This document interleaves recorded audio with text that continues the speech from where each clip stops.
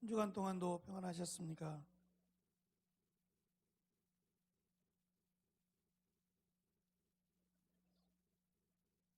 오늘은 누가복음에 나타난 비유에 대해서 함께 말씀을 나눠보려고 합니다.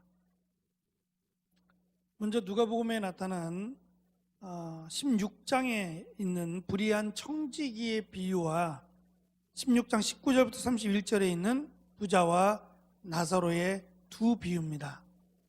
이 비유를 나누기 전에 비유가 아닌 실제적으로 있었던 일이죠. 성경에 나타난 실제적으로 있었던 사건 가운데 몇 가지를 좀 같이 다뤄보려고 합니다. 먼저는 저희 교회에도 신양교회에도 많지는 않지만 적지 않은 분들이 일천번제라는 제목으로 헌금을 하고 계세요. 혹시 여러분들 중에도 일천번제를 드리고 있는 친구가 있을 수도 있겠습니다. 일천번제가 맞는 겁니까? 일천번제가 맞는 겁니까? 다시 묻겠습니다. 일천번제가 맞는 겁니까? 아니면 일천번제가 맞는 겁니까?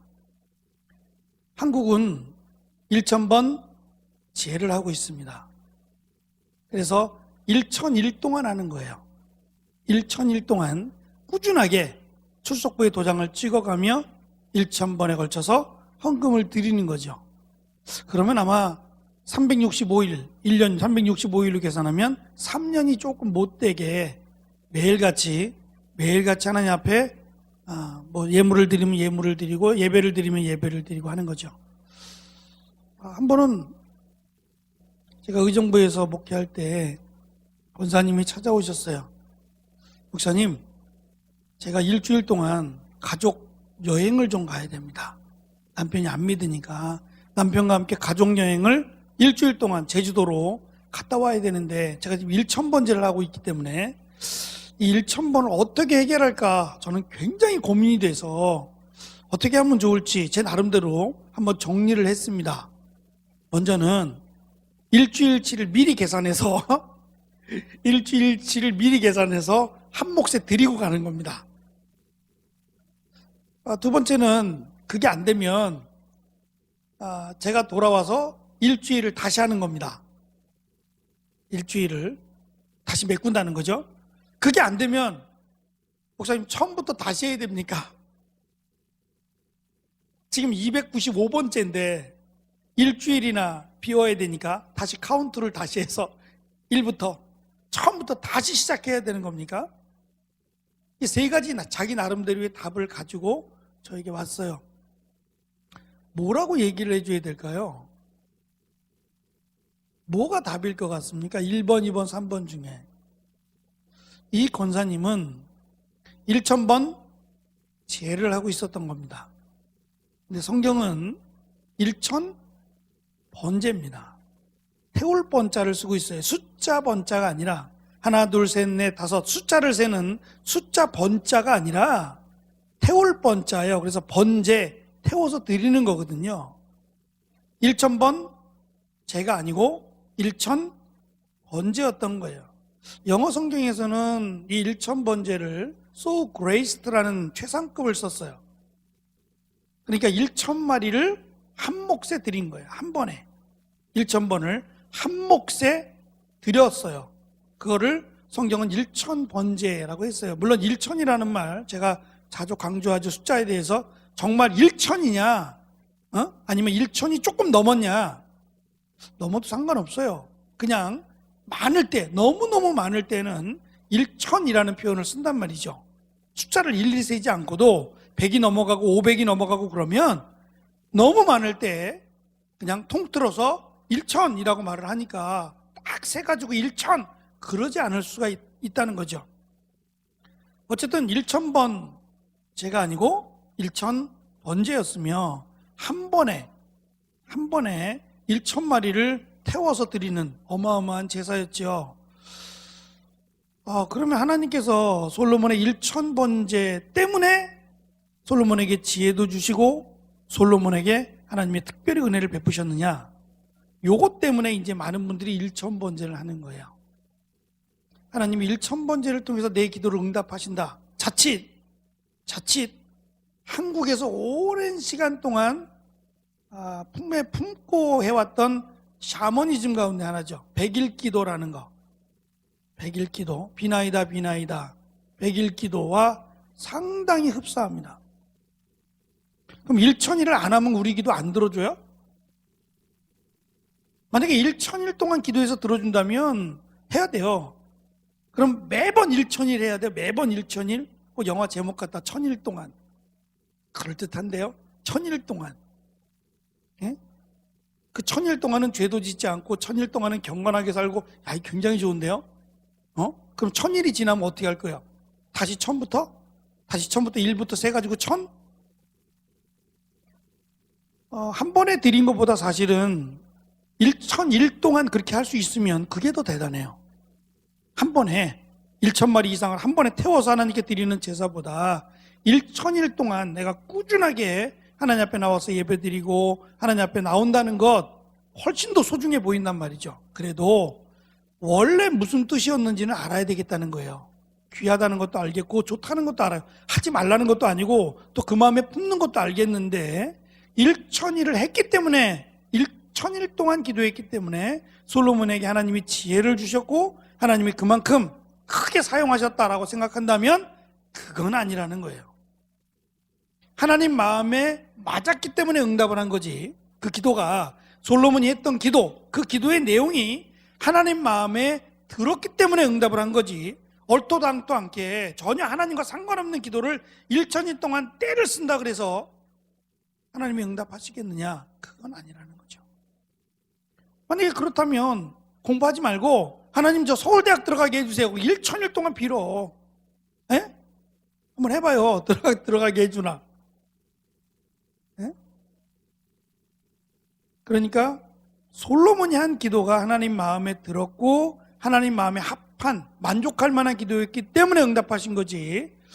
1,000일 동안 우리가 생각하는 1,000일 동안 하나님께 기도했기 때문에 그런 것은 아니다라는 거니까 착각하지 말라는 거예요. 그런 의미가 아니라는 거예요. 단지 내가 무언가를 작정을 해서 하나님 내가 1,000일 동안 하나님 앞에 작정하며 기도하겠습니다 라고 했으면 하세요. 중간에 빼먹지 말고 어떤 일이 있어도 하나님과의 특별한 약속을 했고 내가 이 약속을 지키겠습니다 그래서 1,000번제를 시작했거든. 중간에 빼먹지 말고 하라고요. 어떤 경우가 있어도 그거는 그렇게 약속을 해놓고 내가 여행 간다고 빠지고 뭐 한다고 빠지고 그거는 또 안 되지 않겠어요?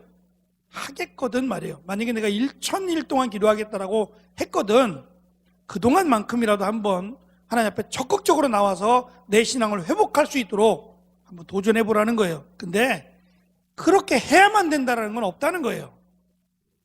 예?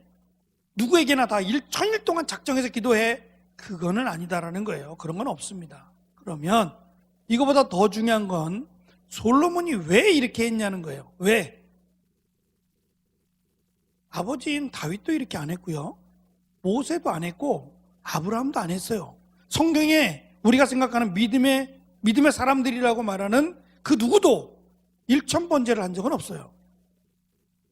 만약에 1,000번제가 답이다 그랬으면 아브라함 때부터 아니 그 이전부터 노아 때부터라도 노아는 의인이라 그죠? 에녹도 하나님과 함께 동행하며 살았더니 이런 어마어마한 사람들도 1,000번제를 했어야만 되는 거예요. 그게 답이라면 아무도 안 했어요. 아무도 안 했고 솔로몬만 했다는 거예요. 왜? 왜 솔로몬은 왕이니까 가진 게 많아서 한번 보란 듯이 남들이 한두 마리 하는 거 나는 1,000마리나 한번 해보겠다고 과시용으로 그렇게 했을까요? 근데 하나님이 그것 때문에 1,000번제를 드렸기 때문에 솔로몬을 책망하진 않았어요. 너 왜 이렇게 했어?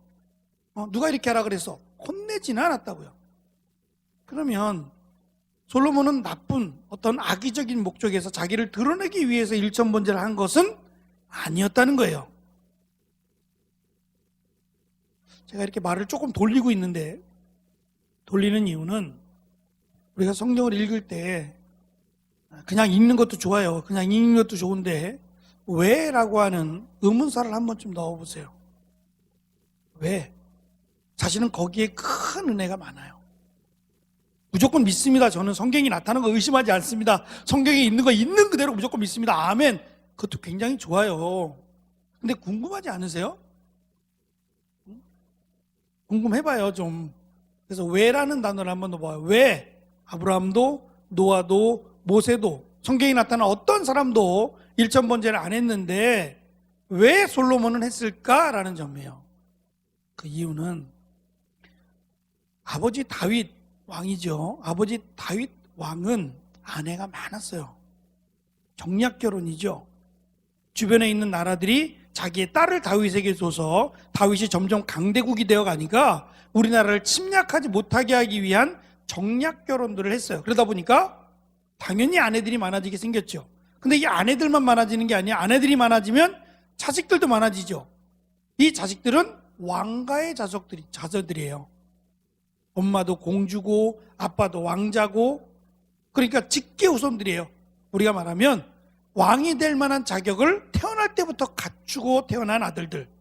이 아들들이 굉장히 많았는데 솔로몬은 어떤가요? 솔로몬의 엄마가 공주인가요? 알고 계세요? 솔로몬의 출생에 대해서 하도 많이 들었으니까. 솔로몬의 엄마는 밧세바라고 하는 이름을 갖고 있었고요. 이 여자는 우리아라고 하는 군인인데 우리아라고 하는 군인의 아내였었어요. 근데 어느 날 다윗이 전쟁에 나가야 되는 거예요. 우리 건 아니에요. 사실은 이 장기라는 것은 우리 건 아니에요. 장기를 들 줄 아는 사람들은 한번 생각해 보세요. 왕이 딱 있어야 될 자리만 있어요. 이건 가둬놓는 거지. 왕은 자기가 만들어 놓은 그 왕궁이라고 하는 틀을 벗어날 수가 없어요. 대신 신하 중에 사라고 하는 신하 둘이서 왕을 보호해서 몸바쳐 죽어요.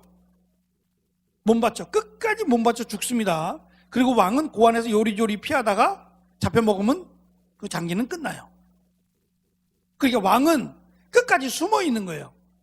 숨어서 나는 살아야지라고 하는, 그래서 왕을 보호하기 위한, 그죠? 끝까지 왕을 보호하는 거예요. 왕이 죽으면 끝나는 거예요. 그래서 왕을 보호하기 위한 것이 장기라면 체스 아시죠? 체스는 어떤가요? 왕이 맨 앞으로 가요. 왕이 막 종횡무진 막 거칠 것 없이 다니기 시작해요. 종횡무진하며 다니기 시작합니다. 이게 서양의 전쟁과 동양의 전쟁의 차이예요. 동양의 전쟁은 왕은 숨어요. 공격 앞으로! 그러고 자기 빠져. 그리고 막판에 위험하면 도망가. 이게 동양의 전쟁 방식이었어요. 서양은요, 왕은 맨 앞에 서는 사람이에요.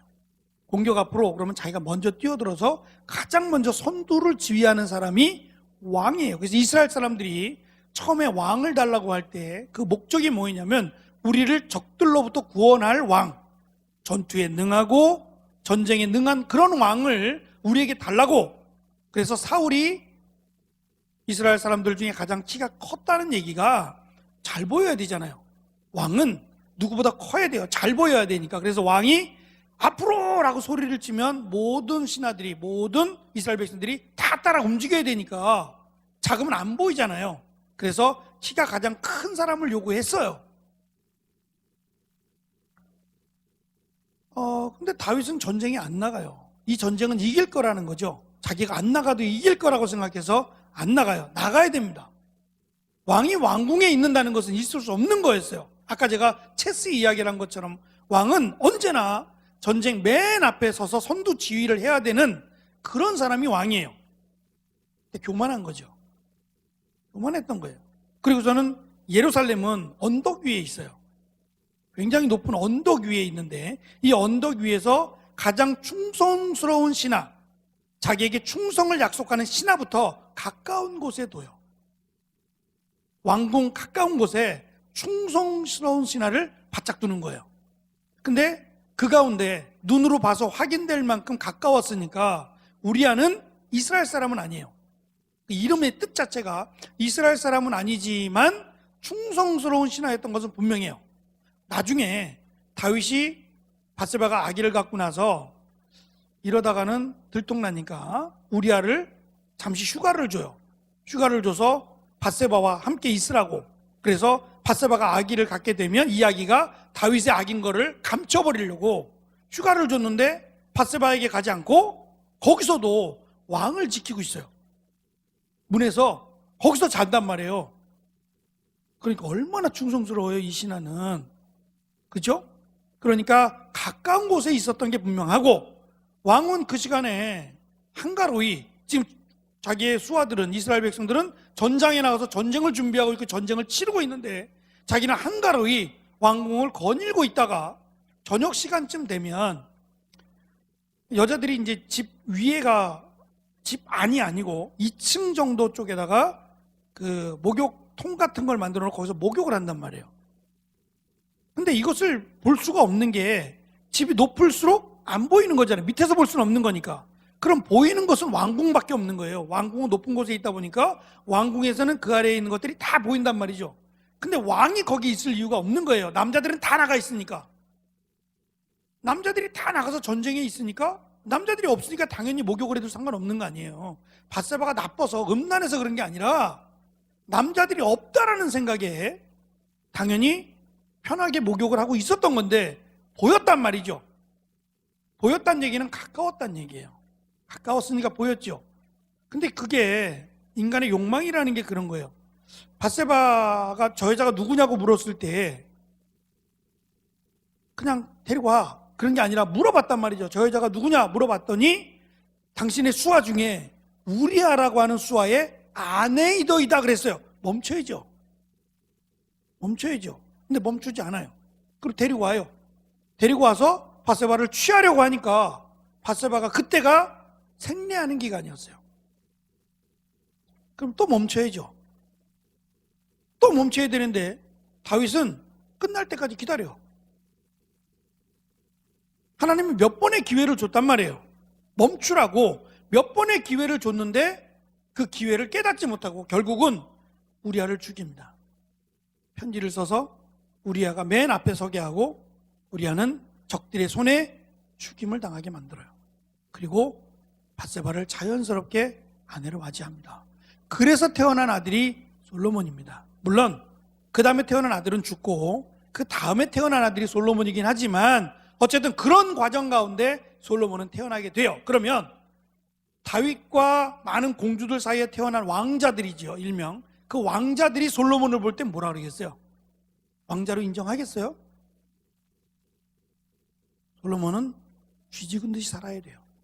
솔로몬을 돕겠다고 한 사람도 별로 없어요. 어차피 왕이 안 될 거니까. 근데 정작 왕자들이 서로 왕이 되겠다고 싸우고 심지어는 아버지 다윗을 죽이고 내가 왕이 되겠다고까지 해요. 근데 이것들이 다 실패하죠. 다 실패하고 심지어는 자기들끼리 싸우다 죽고 나중에 다윗의 아들인 압살롬도 죽고 맙니다. 그런 상황 속에서 솔로몬이 왕이 돼요. 다윗도 이제 나이가 들어서 아무런 힘이 될 수 없고 오히려 다윗도 도움이 되기는커녕 방해가 될 지경이 됐어요. 그러자 솔로몬은 의지할 사람이 아무도 없어요. 까딱하다가는 자기가 왕이 된 것 때문에 죽게 생겼어요.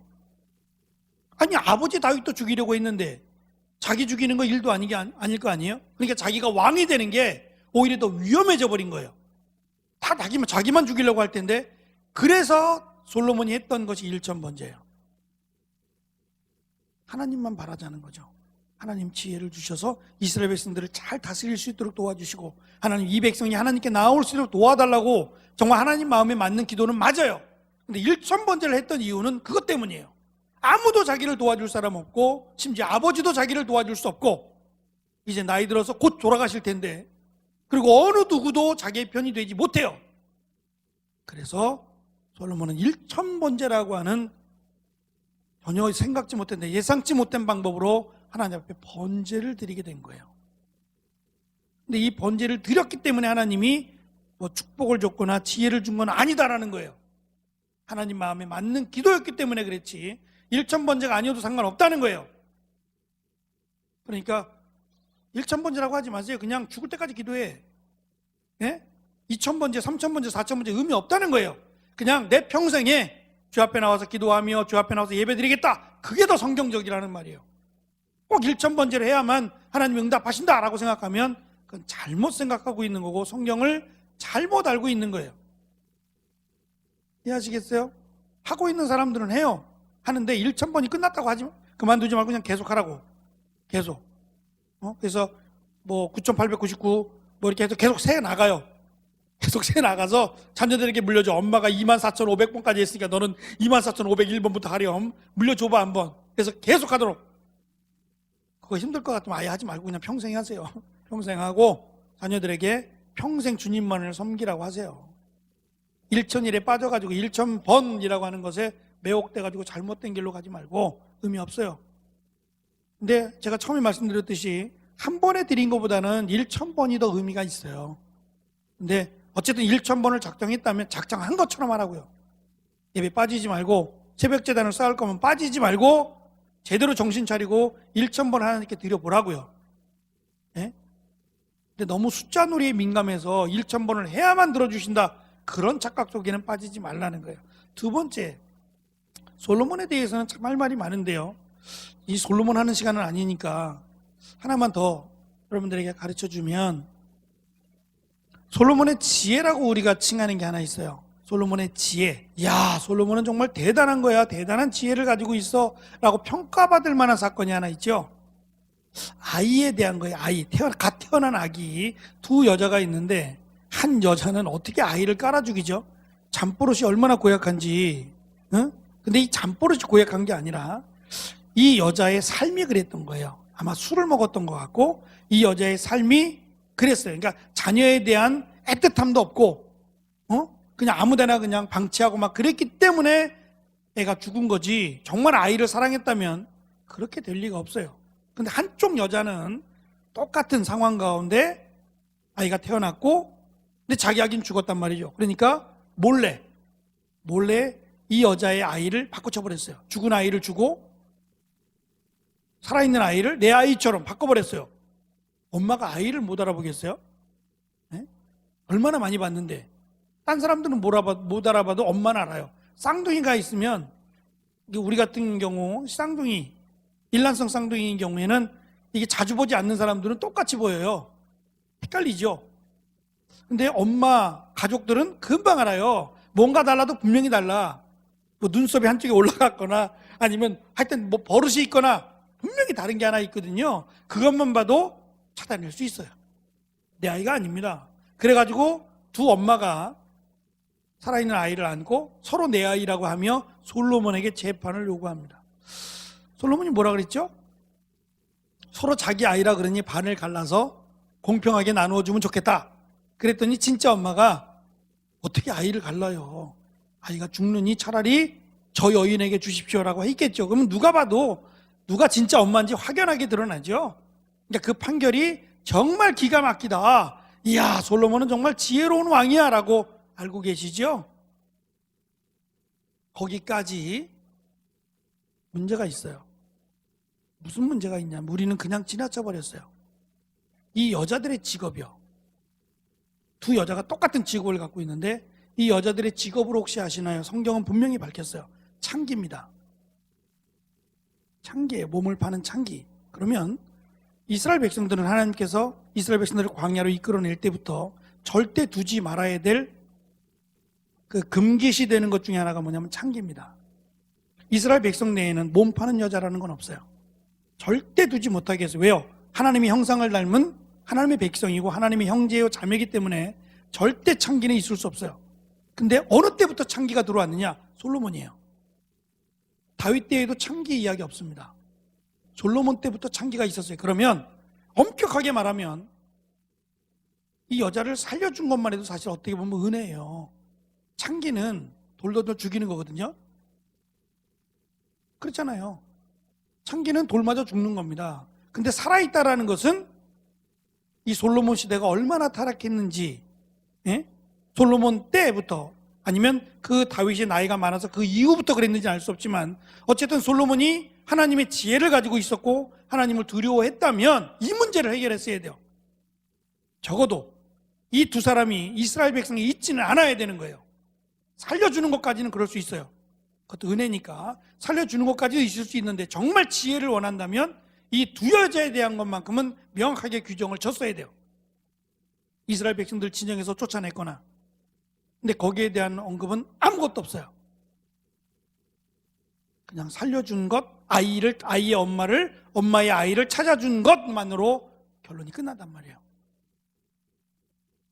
성경은 이런 거 얘기하자고 하는 게 아니에요. 솔로몬이 얼마나 지혜롭고 이런 거 자랑하고자 기록한 게 아니에요.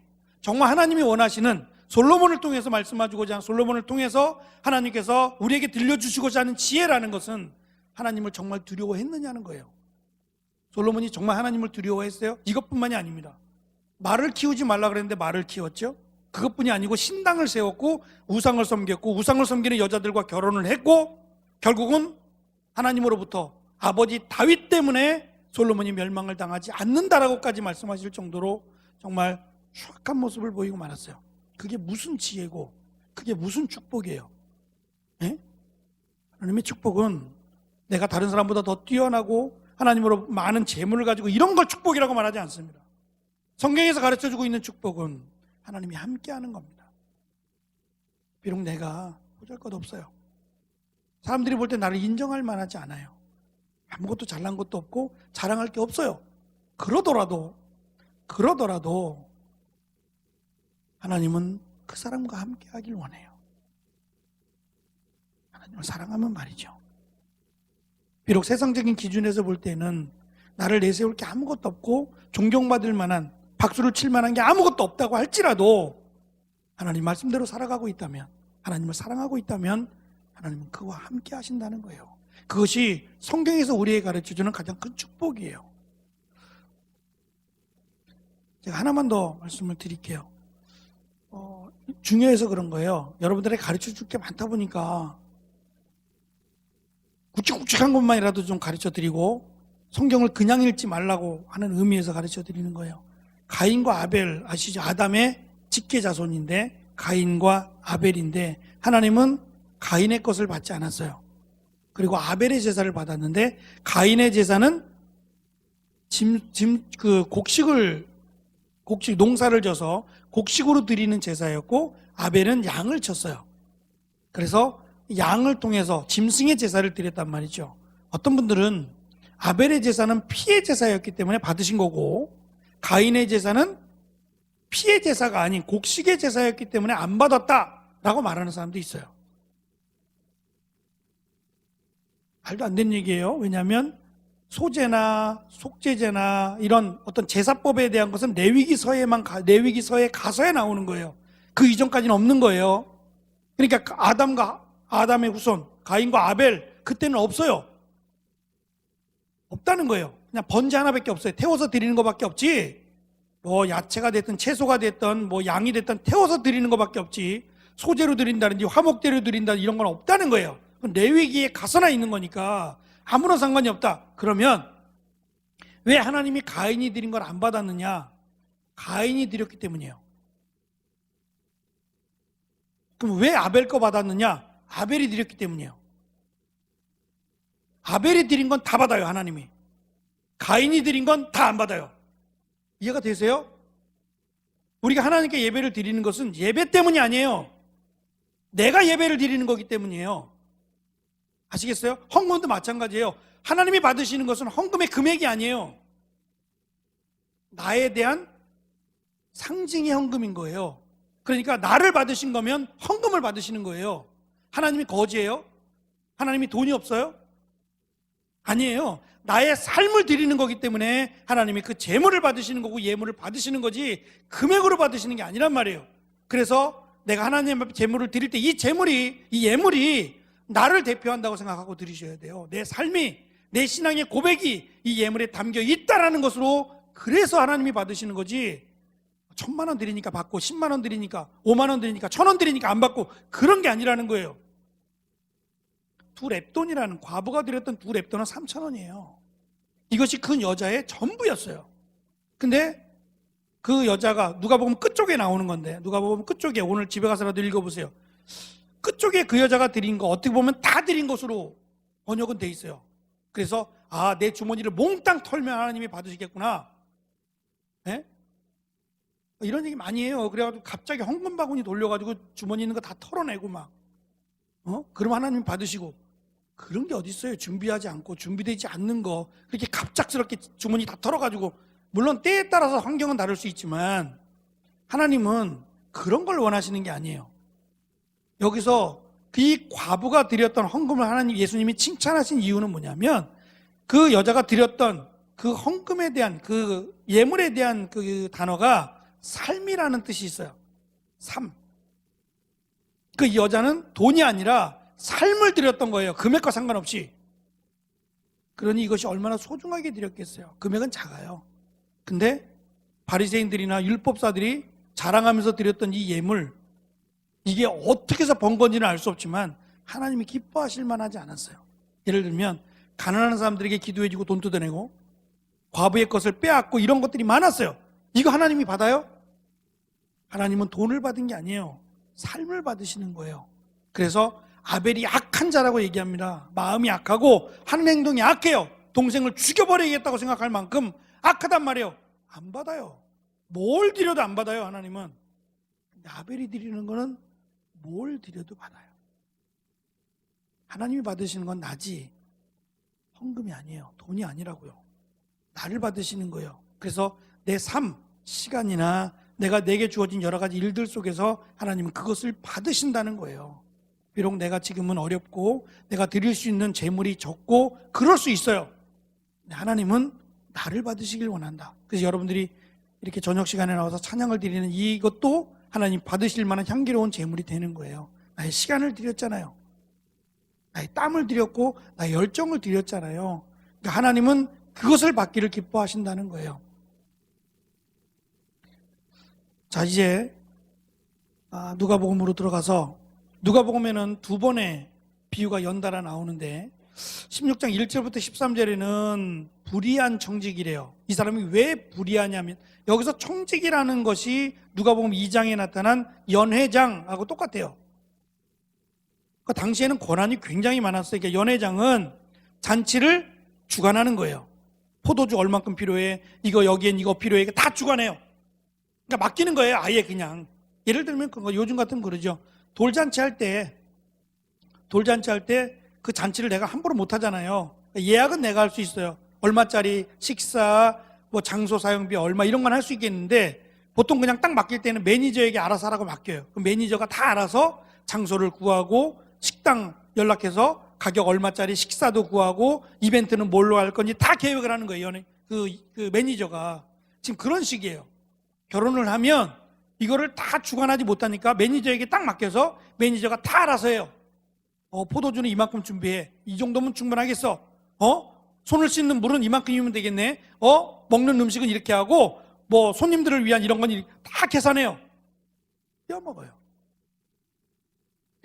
매니저가 악해서, 돈을 좋아해서 매니저가 중간에서 떼어먹어요. 그래서 좋은 것보다는 질이 나쁜 것들을 주는 거예요. 처음에는 조금 좋은 듯한 거 주다가 취하게 생겼으면 그냥 물 타버리는 거예요. 물 타가지고 맹물 같은 거 먹어도 안 취하게끔 그런 것들을 일부러 주는 거예요. 그게 만연되어 있었어요. 그래서 예수님께서 물로 포도주를 만든 뒤에 그것을 갖다 주라 그랬더니 사람들이 먹어보고 여긴 이상하다, 여긴 거꾸로네, 처음엔 안 좋은 거 주더니 지금은 너무 좋은 걸 준다고 깜짝 놀라지 않겠어요? 그러니까 매니저가 그렇게 아꼈단 말이에요. 여기도 지금 청지기가 주인이 다 맡기고 갔는데 이걸 가지고 돈놀이를 하기 시작해요. 특별히 이자인데 이자가 똑같지가 않았어요. 예를 들면 여러분 성경이 있으면 한번 볼까요? 누가복음 16장.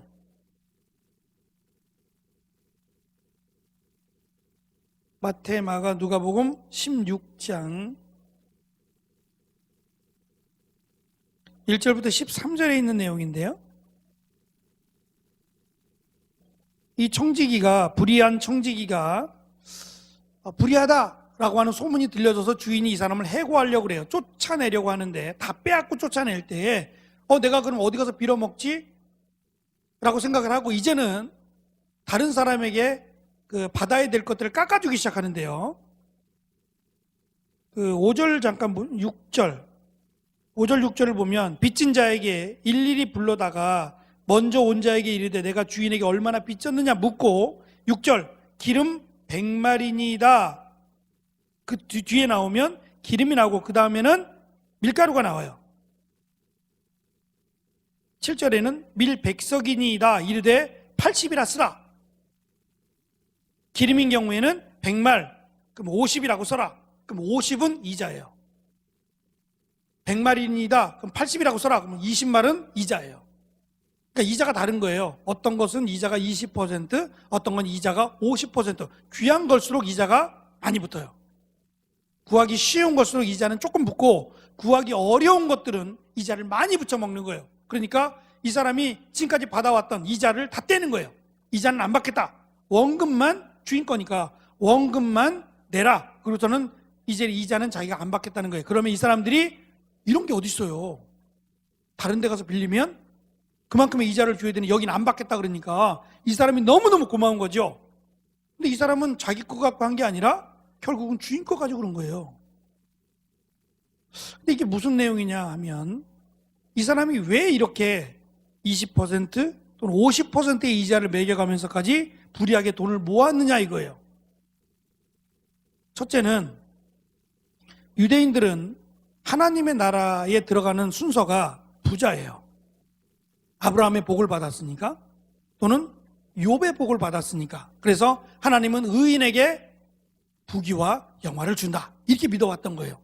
그러니까 부자는 괜히 부자가 아니라 하나님이 그만큼 축복을 해줬으니까 부자지, 그렇게 여겨왔던 거예요. 우리도 그런 생각이 있나 모르겠어요. 부자는 하나님의 축복을 많이 받았다. 물론 거지보다 부자가 낫죠. 둘 중에 하나 택하라면 무조건 부자지. 그죠? 누가 거지 하려고 그래요? 예? 근데 거지가 처음부터 거지는 아니잖아요. 그러니까 이때는 부모로부터 유산을 하나도 못 물려받은 경우에는 어쩔 수 없이 거지로 살 수밖에 없어요. 가진 게 아무것도 없으니까 그냥 빌어먹고 살 수밖에 없는 상황이 될 수밖에 없어요. 희년이 사라지고 나서, 희년제도가 사라지면 회복되는 게 아무것도 없는 거예요. 50년이 지나면 다시 돌아오는 게 아무것도 없어지다 보니까 거지는 계속 거지예요. 그러다 보니까 거지짓 갖고도 안 되니까 강도짓을 하게 되고, 강도짓 갖고도 안 되니까 지나쳐서 살인자가 되는 거예요. 그래서 유대인이, 율법을 받은 유대인들이 강도짓도 하고 살인도 해요. 예수님 십자가 달릴 때 두 편에 달렸던 강도 있죠?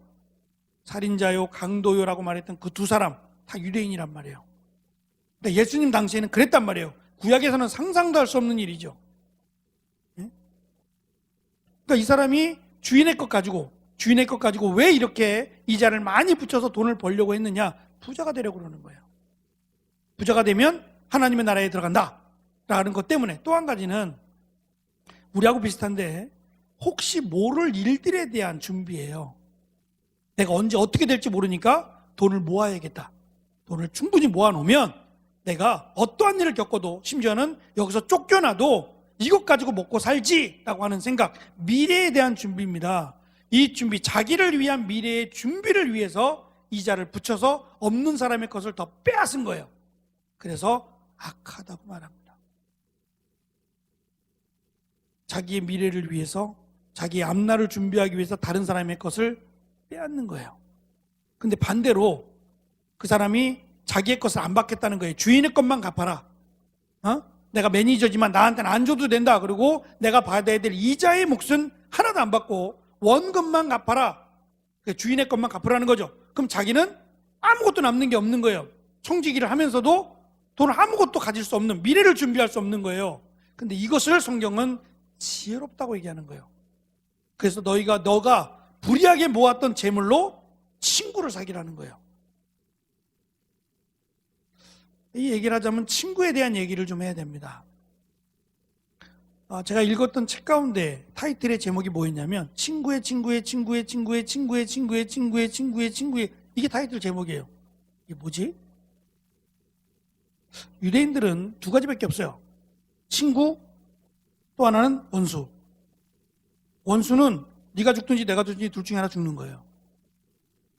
그래서 이스라엘 중동 지방이 무서운 이유는 너가 죽든지 내가 죽든지 둘 중에 하나에 죽는 거예요. 둘이 같이는 못 사는 거예요.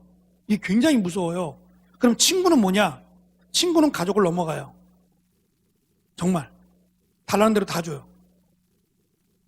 달라는 대로 다 줘요. 근데 재밌는 건 뭐냐면, 제가 주은이하고 친구예요. 그 주은이가 진주하고 친구고, 진주가 혜리하고 친구고, 혜리가 갑자기 생각이 안 나지, 이름이? 형민이하고 친구예요. 근데 나는 형민이를 몰라요. 근데 형민이가 와가지고 돌아서 쭉 가서 내가 주은이를 한다고, 주은이하고 친구라고, 이렇게 되면 형민이하고 친구가 돼요, 바로. 아시겠어요? 어떻게 엮든지 간에 돌아 친구 이렇게 돌아서 친구가 되면 어떤 관계든지 묻지 않아요. 그 사람과 친구라는 거 하나 때문에 친구가 됩니다. 그러면 끝나는 거예요. 안 물어봐요. 어떤 일이 있어도 안 물어봐요. 영화에서 그런 거 봐요. 이 우정이라는 거로 포장이 되는데 우정 때문에 친구를 위해서 죽어요. 근데 만난 지 얼마 안 돼. 만난 지 얼마 안 되는데 우정이래. 그리고 그 친구를 위해서 죽어 내가. 이게 이스라엘은 가능해요. 예? 그래서 친구라면 어떠한 경우도 마다하지 않고 친구를 위해서 내 목숨까지도 걸 수 있는 관계, 이게 유대인들에게는 친구라는 관계예요. 그래서 내가 손해를 보고 내가 아무런 이익을 얻지 못한다 할지라도 그것을 통해서 재물로 내 배를 채우려고 하지 말고 내 계획을 세우려고 하지 말고 친구를 만들라는 거예요. 이것이 마지막 때 우리가 해야 될 지혜로운 자의 모습이에요. 그게 마지막을 준비하는 자의 모습이에요. 여러분, 재물 모아서 어떻게 하려고 그래요? 그거 못 쓰고 가. 그거 쓸 수 있을 거라고 생각하고 모으는 거잖아요. 그죠? 예를 들면 내가 보험을 들었어. 뭔가 준비를 해요. 근데 내가 죽고 나면 보험이 무슨 소용이 있어? 예? 그때까지 살 거라는 것 때문에 그런 거잖아요. 근데 우리는 그걸 모른단 말이에요. 언제 주님이 오실지도 모르고 내가 세상을 언제 떠날지도 모른다는 거예요. 미래를 그렇게 준비하지 말라는 거예요. 재물을 내가 모아서 미래를 준비하려고 하지 말라는 거예요. 하나님이 주신 재물, 하나님이 주신 시간을 통해서 오히려 친구를 사귀라는 거예요. 그것이 지혜로운 자의 미래를 준비하는 모습이라는 거예요. 그러고 나서 이제 그렇지 못한 사람의 예를 하나 들어줘요. 그것이 부자와 나사로예요. 이 사람이 얼마나 부자인지 홍포를 입었다 그래요. 붉은색. 홍포라는 것은 그 왕들이나 입는 옷이에요. 색깔 자체가 그런 거예요. 보라색 계열들은 왕이 입는 겁니다. 아무나 색깔을 입을 수도 없고 그 색을 취하면 안 돼요. 우리나라도 그랬거든요. 왕이 입는 옷의 색깔은 절대 입으면 안 되는 거예요. 그래서 왕이 입는 옷, 그 색깔을 이 사람이 입을 만큼, 그리고 날마다 전치를 벌여요. 날마다. 그러니까 돈이 많다는 거죠. 그리고 그 사람이 입는 옷은 수입산이에요. 이스라엘에 없는 겁니다. 멀리 다른 나라에 있는 그런 옷들을 수입해다가 입는 거예요. 결국 이것은 내가 얼마나 부자라는 것을 드러내기 위함이에요. 그 사람들이 부러워하죠. 야, 좋겠다. 하나님이 얼마나 축복하는 사람이야. 야, 저 사람은 정말 아브라함의 복을 받아서 얼마나 좋을까. 저 사람은 아마도 죽으면 아브라함의 품에 갈 거야. 이런 얘기를 계속 들으면서 살아왔어요. 근데 정반대인 사람이 있어요. 부자기 때문에 지옥을 가고 가난하기 때문에 천국 간다. 그 얘기 아닙니다. 그럼 우리는 가난하게 살아야 되는 거예요. 절대 부자로 살면 안 되지, 지옥 가니까. 그런 얘기는 아닙니다. 부자니까 지옥 가고 가난하니까 천국 간다. 그런 거 아니에요. 천국은 동정하니까 천국 가는 게 아닙니다. 부자는 하나님을 믿는 자의 모습이 없었어요. 하나님을 믿지 않는 거예요. 하나님을 믿었다면, 구약에 의하면 말이에요. 구약에 의하면 하나님을 믿는다면 반드시 생각해야 될 것은 이웃이에요. 이웃을 생각하며 살아야 되는 거예요. 그래서 내가 아무리 갖고 싶어도 그 땅의 모서리는 취하지 않는 겁니다. 가난한 사람들, 고아나 과부들이 취할 수 있도록, 이방인들이 취할 수 있도록 땅이 사각형이면 이 모서리 쪽은 취하지 않는 거예요. 과실을 따더라도 내가 과실을 따기 위해 올라갔다가 내려오면서 보니까 또 있네? 그건 따지 않는 거예요. 그거는 새들이 먹을 수 있도록도 놔두고 가난한 사람들이 먹을 수 있도록 놔두는 거예요. 그러니까 내가 취할 만큼만 취하면 나머지는 나누는 거예요. 나누는 거예요. 이것이 지혜로운 자의 모습이고 이것이 하나님의 은혜를 아는 자의 모습이라는 거예요. 그러니까 함께 더불어 살아가는 것이, 왜냐하면 우리는 다 하나님의 형상을 닮았잖아요. 함께 더불어 살아가는 것이 하나님을 믿는 사람들의 모습이라는 거예요. 근데 그 모습이 전혀 없어요. 거지니까, 병자니까 오히려 걔보다 못한 사람으로 취급해버립니다. 아프면 도와줘야 되잖아요. 도와주지 않아요. 배고프면 그 많은 것 중에 빵 하나 안 던져줘요? 안 하는 거예요. 왜냐하면 거지 자체로도 하나님께 저주를 받았다라고 했으니까. 왜 거지가 됐어요? 하나님의 저주를 받았으니까. 왜 병자가 됐어요? 하나님의 저주를 받았으니까. 이렇게 생각을 했다는 거예요, 유대인들은. 정말 그래요? 그럼 욥은 하나님의 저주를 받아서 그렇게 막 벽돌을 긁어야 될 만큼 질병을 얻었어요? 아이들이 다 죽고 재산을 다 날려버렸어요? 그게 아니다라는 거 아니었어요. 하나님의 것이니까 걷어갈 수도 있고 하나님이 주실 수도 있다, 이걸 가르쳐준 거 아니었어요?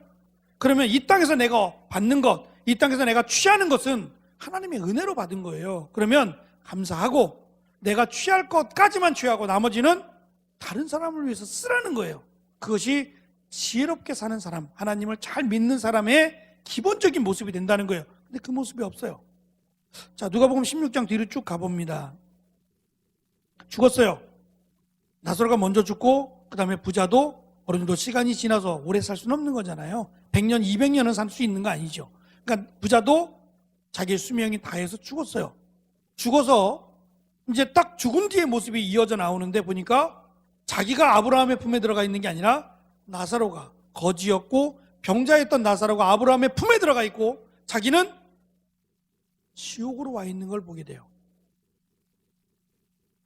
뭔가 잘못해도 대단히 잘못했어요. 결국 깨닫는 것은 내 생각이 틀렸다는 거예요.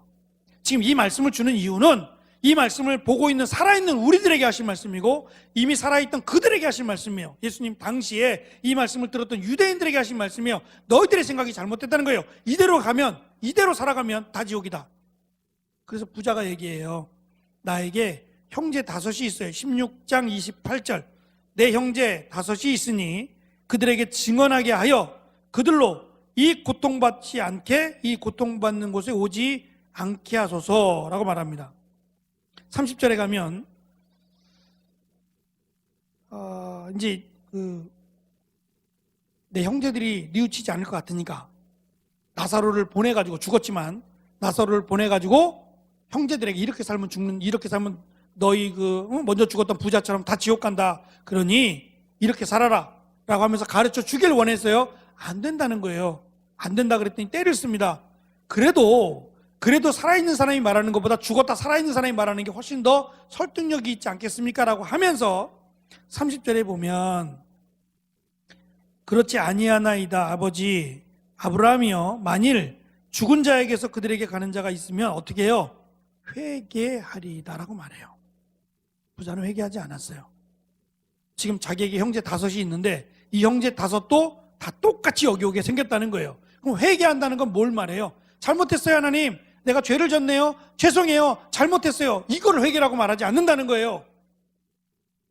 여기서부터 출발을 했다면 그 다음에는 말씀대로 사는 거예요. 나에게 필요한 만큼만 쓰고 그리고 나머지는 정말 힘들게 사는 형제들을 위해서 베풀며 사는 것, 이걸 회개라고 봐요.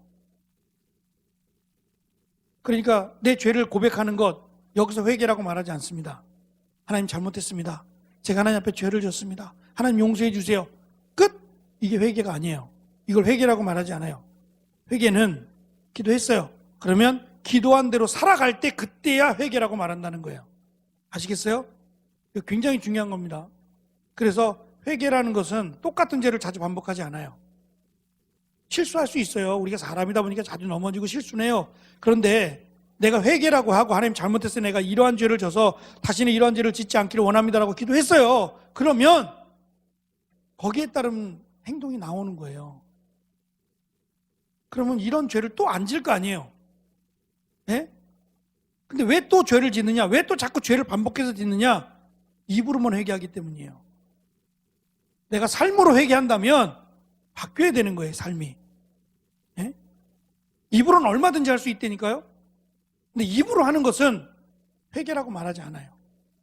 그건 시작일 뿐입니다. 회개의 시작이고, 진짜 회개는 입으로 고백한 대로 내가 변화된 모습으로 살아갈 때, 그때서야 비로소 이 사람은 회개한 사람이다 라고 성경은 가르친다는 거예요. 그래서 형제 5이 있는데 그 5이 다 여기 오게 생겼다는 거예요. 그렇지 않으려면 말씀대로 살아야 되는 것뿐만 아니라 예수 그리스도를 믿어야 되는 거죠. 그죠? 예수를 주라 고백하는 것, 그리고 그의 삶이 이웃들을 돕고 가난하고 병든 자들을 도와주는 것, 이웃으로 삼는 것, 이것이 진정한 회개한 자의 모습이라는 거예요. 물론 내 행동이 좀 부족해요. 내 삶이 좀 부족해요. 그러더라도 예수 그리스도를 믿으면 구원은 받습니다. 예수 그리스도를 믿으면 구원을 받아요. 뭐가 문제냐면 예수 그리스도를 믿는다는 기준이 사실은 우리는 뚜렷하게 말할 수 없어요. 어디까지가 예수 그리스도를 믿는다고 말할 거예요? 예수 그리스도를 믿습니다. 그럼 끝나요? 믿습니다라고 말하고 죄는 여전히 똑같이죠. 안 믿는 사람보다 더해. 그럼 믿는 거예요, 그게? 그럼 믿는다고 말하지 않는다는 거예요. 믿음이란 그냥 말하고 끝나는 게 아니라 삶으로 가는 겁니다. 몸부림치는 거예요. 예? 이 얘기만 하고 마무리하죠. 어느 한 미국에서 있었던 일입니다. 미국에서 어느 한 소녀가, 제가 이거 아마 설교 때도 했어요. 여러분에게 도움이 되고자 합니다.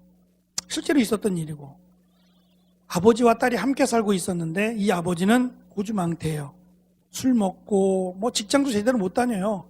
어머니는 견디다 못해서 나가버렸고 결국은 아버지와 딸이 함께 삽니다. 근데 이 아버지가 늘 술을 먹고 싸우고 막 이러니까 한 곳에 거주할 수가 없어요. 길어야 1년. 몇 개월 만에 또 이사가고 하다 보니까 얘는 친구를 사귈 수가 없었어요. 친구를 사귈만 하면 이사가고 사귈만 하면 이사가니까. 그리고 얘가 점점 나이가 들어가면서 사춘기가 오고 여러 가지 고민을 많이 했어요. 아버지를 떠날까? 도망칠까? 여러 가지 고민을 많이 할 때마다 교회를 갑니다. 제일 먼저 갔던 곳이 교회였어요. 기도합니다.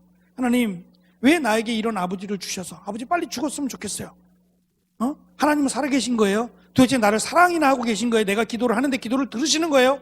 이렇게 늘 원망 섞인 기도를 해왔고, 이 기도를 이제 목사님 만나서, 목사님 제가 상황이 이래요. 저를 위해서 기도해 주세요 라고 하면서 자기가 지금 살고 있는 상황들을 얘기하면 목사님은 손을 잡아주며 힘내라. 얼마나 힘들겠니? 힘내라. 용기를 내렴. 우리가 함께 기도하자. 항상 그래 왔단 말이죠. 그럼 위로를 받고 또 버티다가 또 이사가고 이러한 삶을 쭉 살다가 어느 마을에 갔는데 여전히 동일하게 교회부터 들렀어요. 그래서 기도합니다. 하나님, 오늘 또 여기 왔어요. 정말 지긋지긋해요. 저를 좀 도와주시지 않으면 안 됩니까? 저 사랑이나 하는 겁니까? 하나님 어떻게 하시려고 그럽니까? 라고 하면서 그냥 계속해서 눈물을 흘려가며 푸념 섞인 기도를 해왔어요. 목사님이 그 얘기를 아주 소리를 지르며 기도하니까 목사님 오셨어요. 그 소녀의 손을 잡고 무슨 얘기니, 무슨 일이 있냐고 물었더니 자기의 사정을 얘기합니다. 제가 여기 지금 20번째입니다. 20번째 이사를 가는 거고 아버지는 여전히 변화되지 않고 술 먹고 때리고 사람들과 싸우고 도저히 한 마을에서 1년 이상을 있어 본 적도 없고 이런 얘기를 쭉 얘기했어요. 한참을 듣고 있던 목사님이 그 소녀에게 하는 말입니다. 회개해라.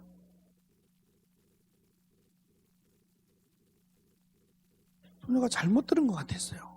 뭐라고요, 목사님? 회개해라. 그 이야기를 듣자 이 소녀가 교회 문을 박차고 나와버렸어요. 여기 교회도 아니다. 저 사람 목사도 아니다. 나에게 회개하라고? 그러면서 막 너무너무 화가 나가지고 집에 와가지고 오히려 더 이제 복받쳐서 울기를 시작해요. 어떻게 이런 마을로 오게 하고, 나 지금 당장이라도 이 마을을 떠나고 싶다. 저게 교회고 저게 목사님이고 저게, 그러면서 막 하소연하듯이 기도하는데 풀리지가 않아요. 한참을 그렇게 하고 나서도 내 마음이 너무너무 무겁고 회개하라는 말이 떠나가지 않아요. 머릿속에서 막 벽에다가 머리를 쳐보기도 하고 막 그래도 머릿속에서 회개하라는 외침이 점점 더 커지는 것 같아요. 그래서 그 말이 온통 자기의 모든 순간을 지배해버린 듯 했어요. 회개하라, 회개하라, 회개하라. 이 말이 점점 자기에게 더 크게 다가왔어요. 그러면서 이 소녀는 생각해 보기를 시작해요. 내가 회개할 게 있나? 내가 뭘 회개해야 되지? 그러면서 딱 떠오르는 첫 번째 생각. 나는 한 번도 아버지를 위해서 기도해 준 적 없다. 나는 한 번도 아버지를 위해서 밥 한 번 해준 적 없다. 그러니까 아버지를 위해서 기도한 적이 한 번도 없다는 사실에 자기 스스로가 충격을 받기 시작해요. 그리고 회개하기 시작합니다.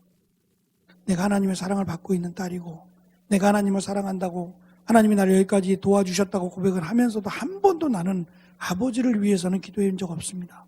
원망만 해왔고 어머니를 때렸고 어머니를 나가게 했고부터 시작해서 아버지가 빨리 죽었으면 좋겠다고까지 했다. 거기에 대해서 회개하기 시작해요. 엉엉 울면서 정말 회개하기 시작해요. 어떻게 됐을까요? 아무것도 변한 게 없어요. 아버지는 더해. 아버지는 더해요. 근데 변한 게 딱 하나 있어요. 이 소녀가 변했어요. 그 다음부터는 아버지가 안 미워요. 오히려 불쌍해요. 얼마나 외로우면, 얼마나 힘들면 저러고 살까. 그래서 그때부터는 아버지를 위해서 기도합니다. 나에게 어떠한 일을 해도 그때부터는 맞받아 싸우는 게 아니라 아버지가 불쌍했어요. 왜 저러고 사나? 아버지의 인생이 불쌍하고, 아버지가 이렇게 살다 죽을 것이 불쌍하고, 아버지가 지옥 갈 것이 불쌍해서 아버지를 위해서 기도하기 시작했어요. 아무것도 변한 게 없지만 정작 변해야 될 것은 이 소녀의 믿음이었어요. 하나님께서 우리에게 요구하시는 건 그겁니다.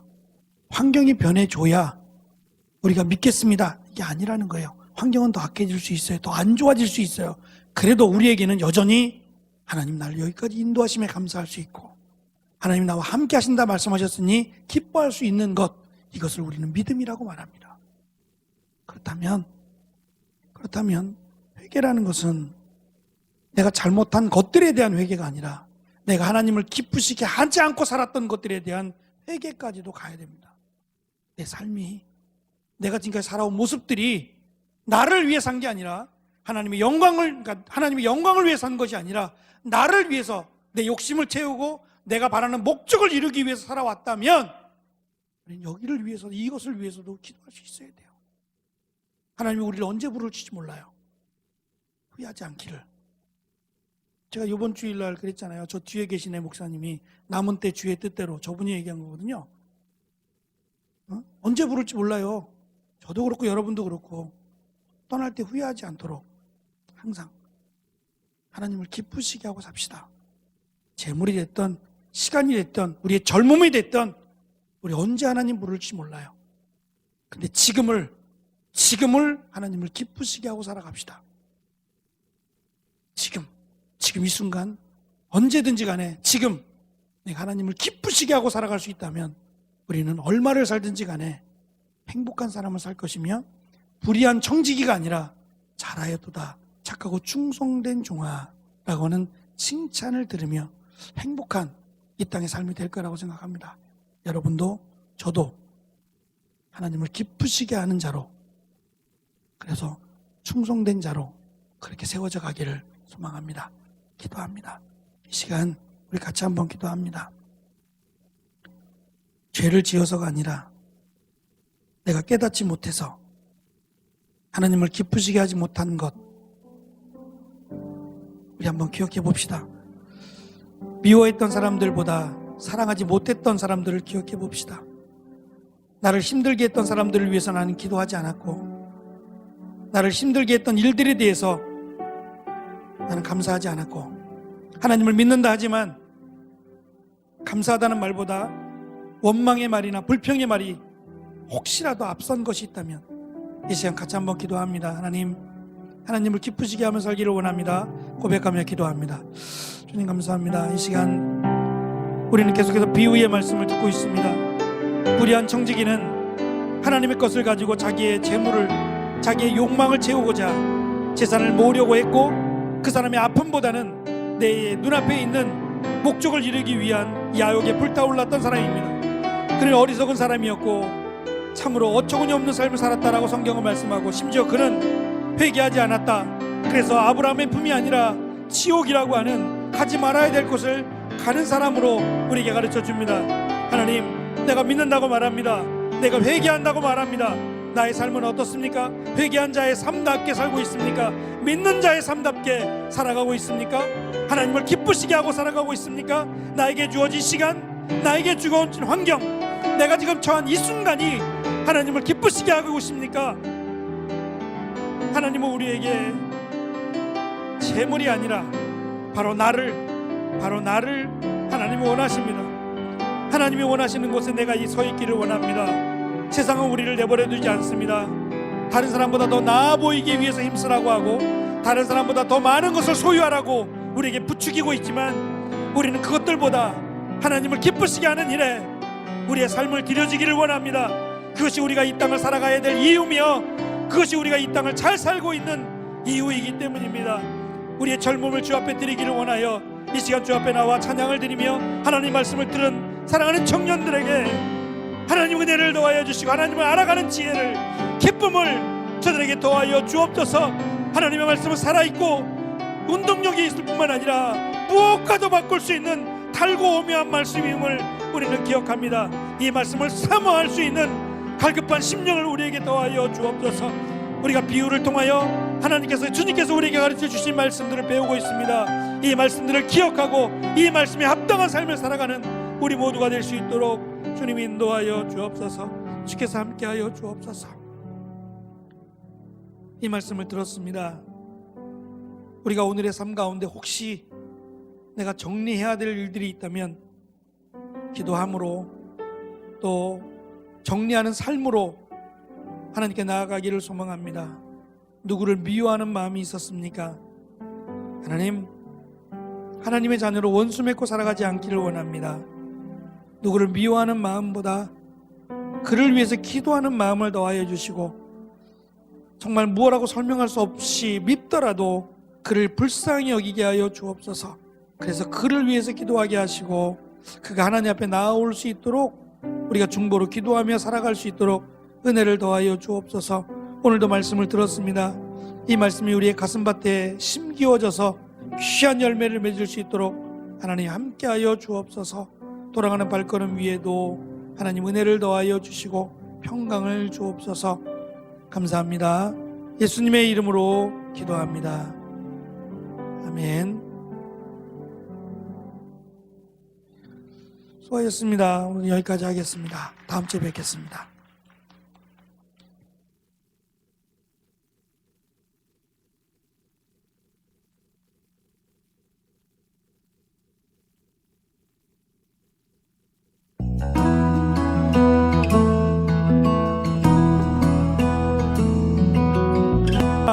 광고 하나 드릴게요. 우리가 건대역에 12월 달에 추리한 게 있어요. 근데 그거를 오늘 정리를 해야 됩니다. 끝나고 건대 쪽으로 가서 건대 추리해 놓은 거 있죠? 그거를 다 분리해서 깨끗하게 다시 정리해가지고 오는 일이 숙제로 나와 있습니다. 시간이 되시는 분들은 좀 도와주세요. 금방 끝날 일인데 같이 협력해 주면 금방 끝날 겁니다. 부탁합니다. 주의 사랑으로 받아